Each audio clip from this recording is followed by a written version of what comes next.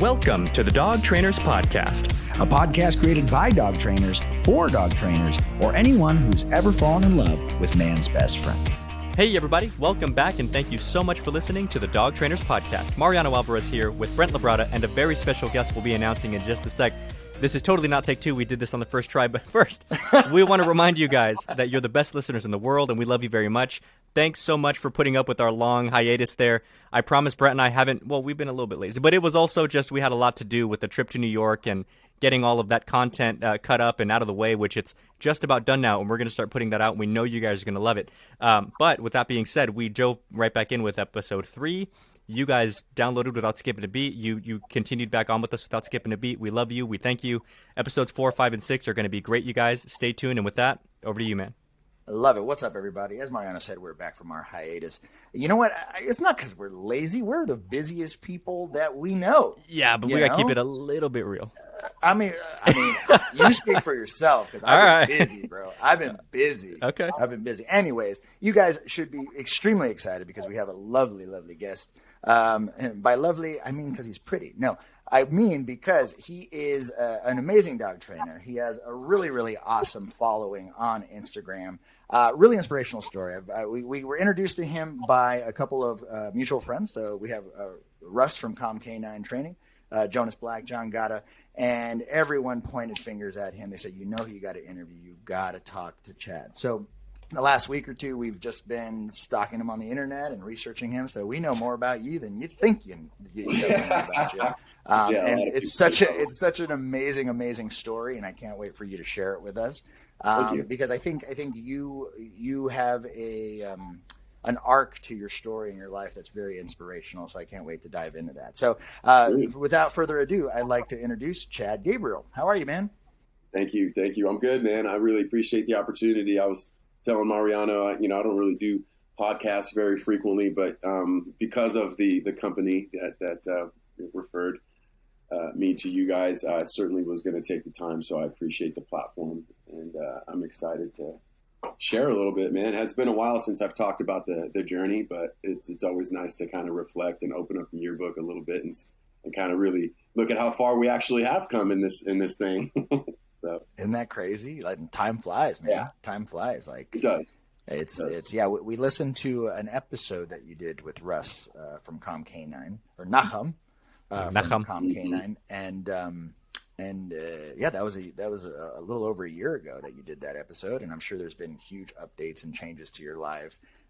Getting to follow you on social media. There's some new developments that have happened in your life that I'm sure you're very proud of. So I want to get all into that. And so let's go ahead and start this interview kind of the same way that we start every single one of our special guests.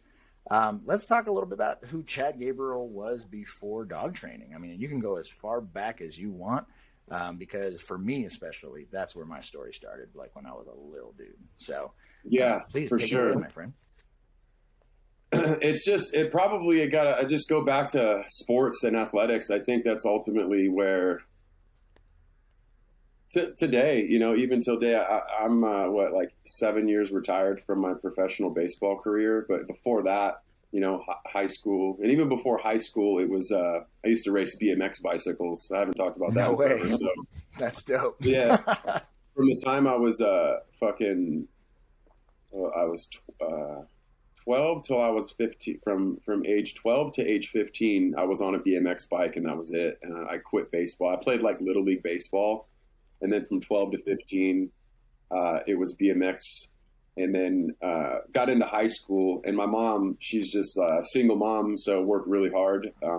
Had a pet grooming business, and she was like, "Yo, I need you to like play a sport, bro, because like I need to work longer so I can come pick you up after." You know what I mean? No way. So, that's why she did that.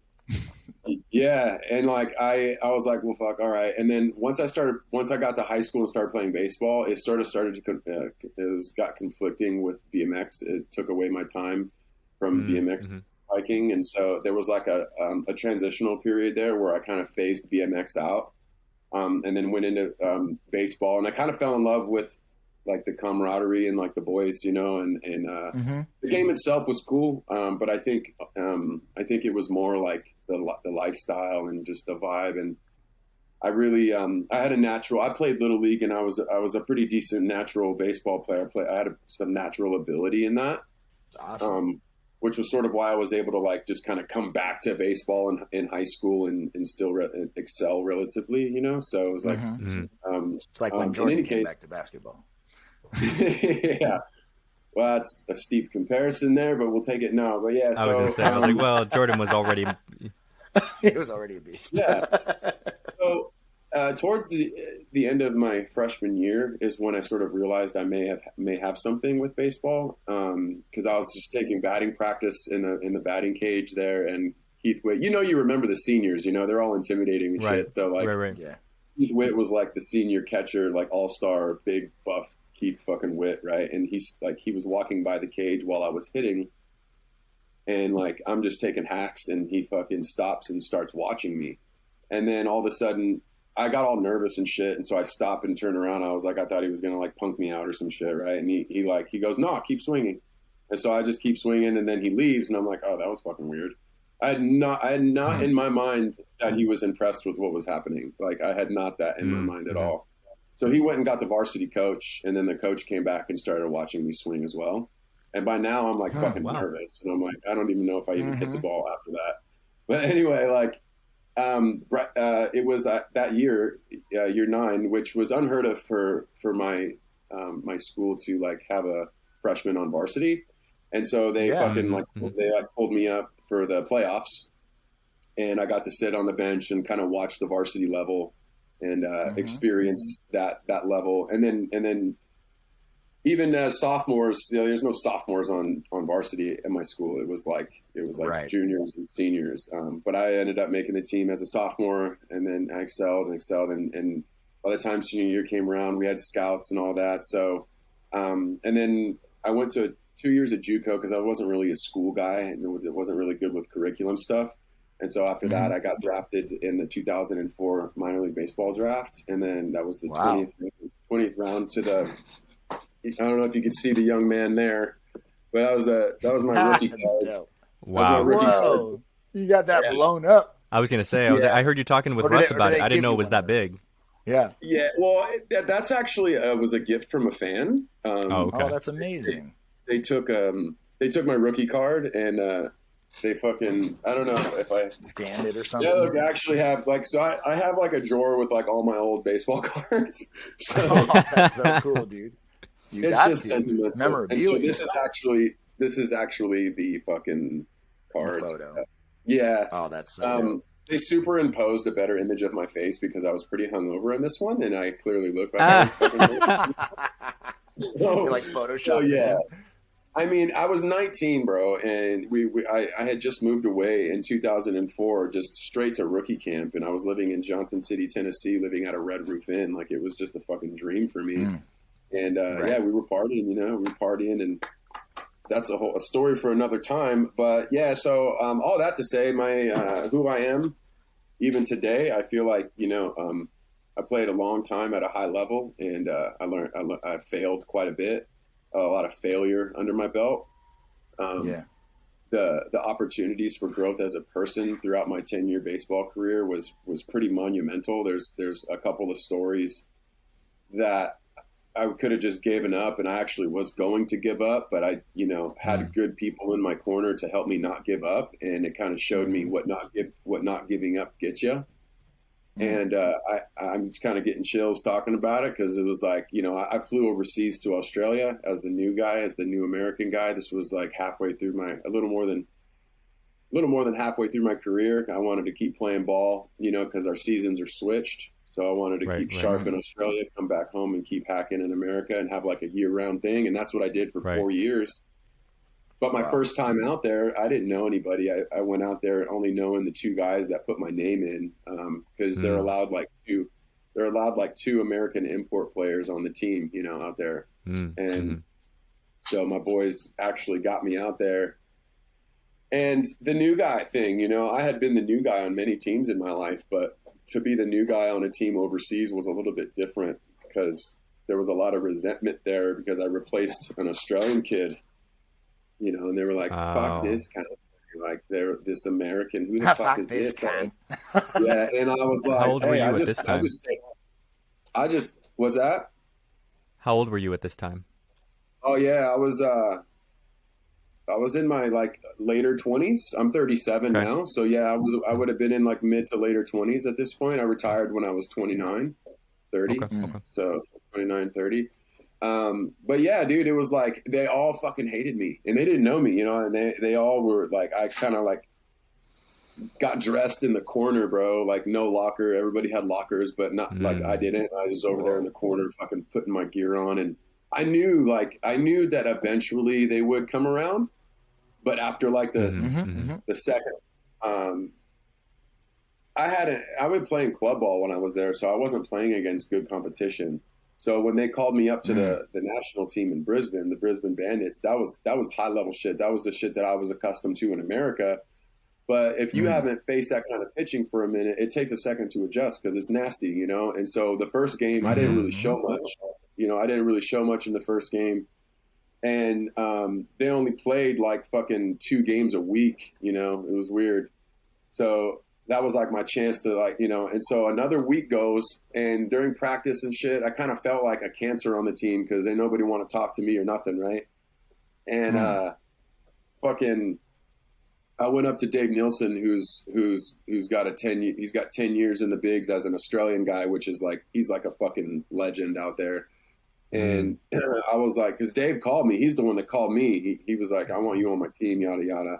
And I went to Dave. I was like, yo, man, like your boys aren't really taking to me, and I feel like I'm kind of a hindrance. I feel like I'm a distraction, and I don't feel like I'm good for your squad. You feel me? And so he was like, mate, you just need to earn their respect. And I'm like, fuck. I'm like, I got my head down. I'm fucking just like keeping to myself. And they all thought that was me being arrogant and shit. I was like, no. Because you're staying away from them. Too cool. Hey, you guys like energy is real, bro. I know you guys don't want to fuck with me. You know what I mean? Like, what the fuck? Right. You come in loud and start talking my shit. Like, no way. I'm going to keep my head down and I'm just going to play hard, right? So like January 1st, 2011, we had a game against the Melbourne Aces. And by this time I almost gave, I told him I wanted to quit. He's like, no, you're not fucking quitting. You know, he was like, you're not, like, you're here. And, it was a curveball that got hung and I hit it real far. And it was like, I have never experienced a shift of energy like that in my life. It was like the whole thing changed, and I stepped on home plate, and they were all waiting there for me. I thought they were going to cold shoulder me and fucking, you know, big league me and shit, and not give me any plugs. But like, I hit that ball far, dog. Like it was a hanger, and I met it at a high arc and just fucking bow. Like, and I just put my head down like I had hit 500 homers before. Like I just done it, you know, like I didn't. You're like, no big, and, no bigs. The other team fucking hated it. They were calling me cunt and all this, like as I was rounding the bases, because it was just so sweet for me. They didn't know what I was going through at all. And so when I hit that ball, everything changed. And so I said, I'm going to enjoy this shit. So it took me about 18 seconds to run around the bases, which is fucking an eternity. Right? I step on home plate. Everybody, all these guys that looked at me like they wanted to fucking kill me, they're all like hitting my head. And I'm like, yeah. And I went from like the zero to the hero, and I would have never have experienced that if I just gave up. And it's just a serious, true testament to where, you know, not giving up is really, I know it's cliche and shit, but like when you feel like there's nothing, you know, to show for your effort, maybe just persevering and crawling through the shit a little bit longer may get you to the point of which you kind of see yourself, you know? And so that was just one of many lessons. And fuck, man, people starting off in this dog training game, you know, you feel like you got such a long road ahead of you, but unless you kind of start that road, I mean, you'll probably never get there. So, and it's interesting because like I have a similar motto for myself. Like people go like, why are you so confident that you can do X, Y, and Z? And I'm like, cause I know I'm stubborn enough to keep trying, you know, because I know that, you know, if I really want something bad enough, I'm going to keep going at it. And that's what it sounds like you've done. And it sounds like something that like it's like an intrinsic thing for you.